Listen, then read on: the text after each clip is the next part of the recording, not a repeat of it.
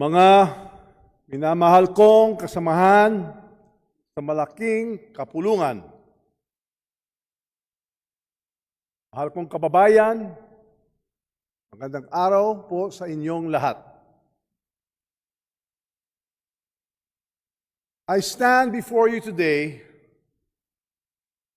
with utmost humility and with deep gratitude for the trust and confidence you have accorded me.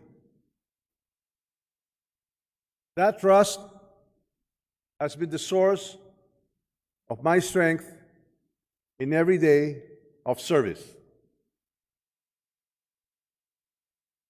When I assumed this responsibility,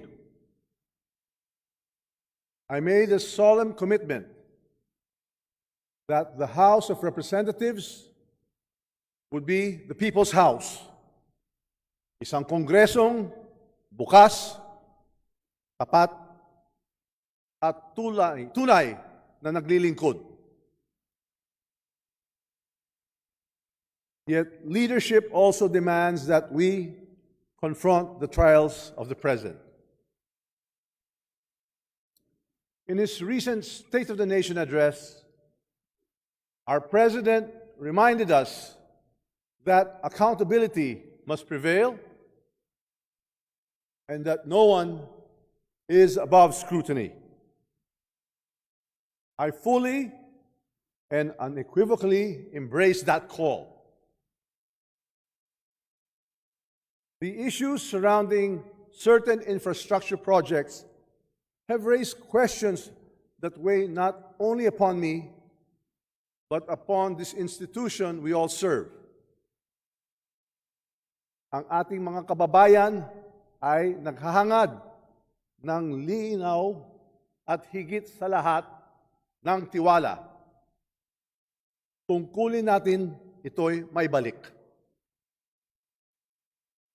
The longer I stay, the heavier that burden grows on me, on this House, and on the President I've always sought to support. And so, after deep reflection and prayer, I have made a decision today with a full heart and a clear conscience.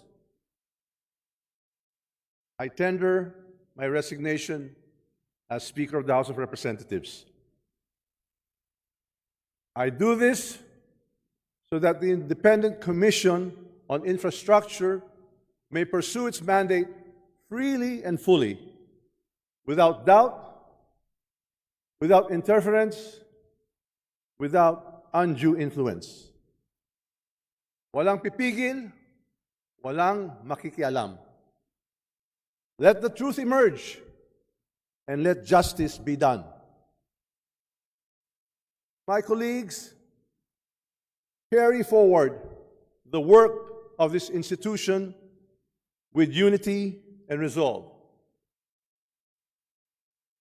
To the Filipino people, never lose faith in democracy, for it remains capable of self-correction and renewal. Mga minamahal kong kababayan, I leave this chamber as I first entered it, a humble servant, ready to serve wherever duty may call. I step down not in surrender, but in service. For sometimes, the greatest act of leadership is the grace to let it go, so that this institution may endure stronger than ever before. Madamo nga salamat, ayo nga tanan. Mabuhay ang Kongreso ng Taumbayan, mabuhay ang Pilipinas.